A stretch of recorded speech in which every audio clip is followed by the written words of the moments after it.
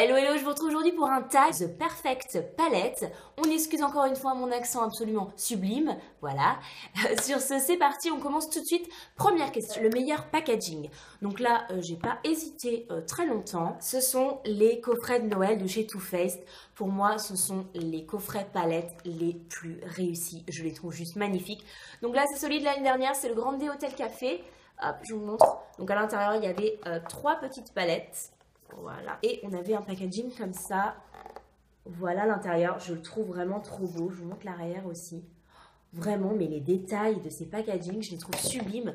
Même sur les palettes, on a vraiment des détails. Enfin bref, voilà, je les trouve vraiment sublimes, les coffrets de chez Too Faced. J'ai été un petit peu déçue par le coffret de Noël de cette année.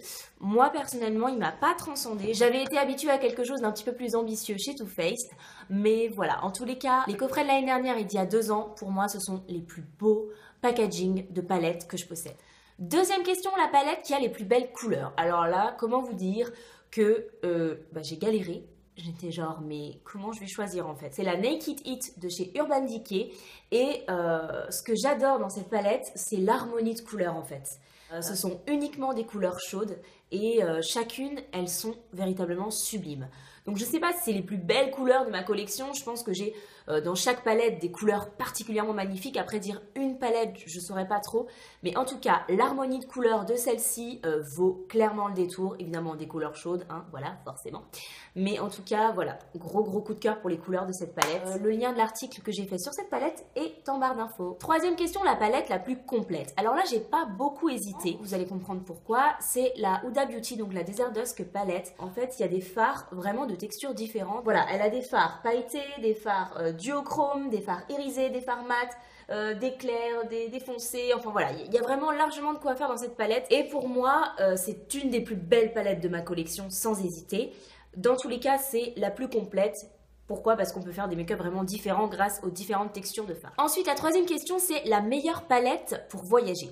Donc là, ça n'a pas été très compliqué non plus. Je vous présente une de mes petites palettes de chez Too Faced. Voilà, ce sont des petites palettes là, très compactes. Elles sont très pratiques. Il y a 3 harmonies de couleurs que vous pouvez utiliser pour faire un simple dégradé. Ou vous pouvez faire quelque chose de plus complexe en utilisant évidemment plus de couleurs.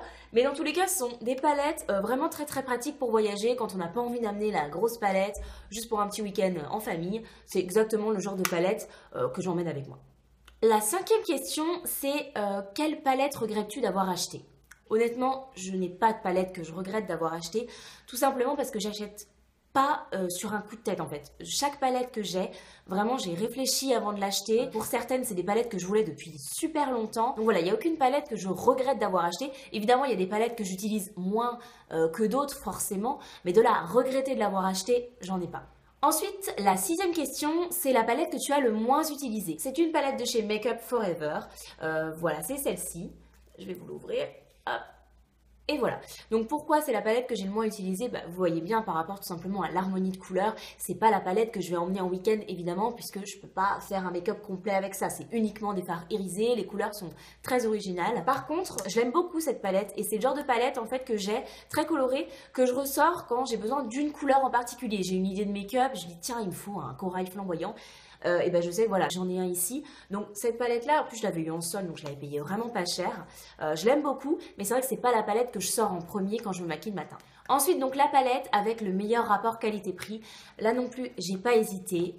Clairement, c'est ma Morphe.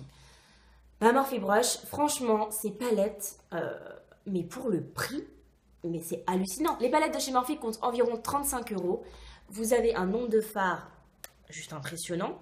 Alors, si j'arrive à l'ouvrir, parce que ça, c'est le mauvais côté des Morphe. C'est que par contre, voilà, elles sont pas faciles à ouvrir. Donc voilà, c'est cette palette-là. Honnêtement, il y a une rangée de mat juste ici. Après, vous avez des fards irisés. Cette palette est juste dingue. Je l'adore.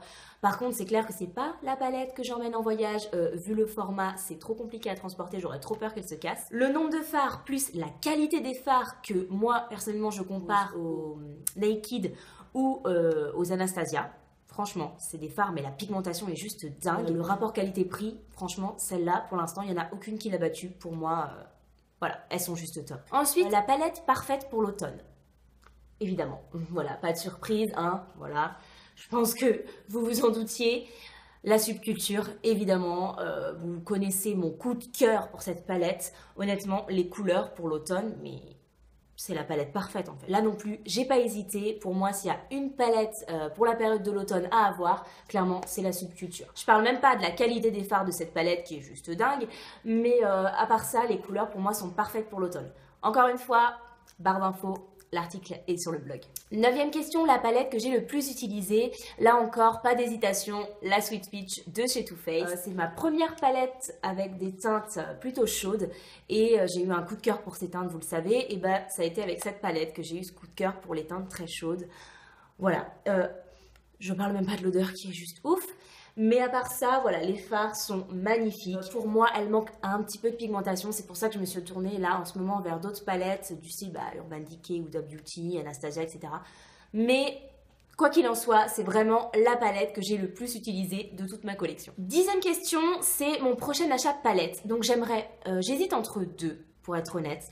J'hésite entre la Morphe en collaboration avec Jaclyn Hill, qui est juste sublime. Je vous mettrai une petite photo par là. Ou par là, je ne sais pas. Bref, ou alors une palette de chez Tarte, parce que j'ai vraiment entendu beaucoup de bien sur cette marque, et c'est vrai que j'ai jamais eu l'occasion de la tester. Donc voilà, j'hésite entre la palette en collaboration avec Jaclyn Hill et Morphe Brush, ou une palette de chez Tarte. Et enfin, la 11e question, la palette la plus chère que j'ai achetée et la palette la moins chère. Donc là, c'était assez simple.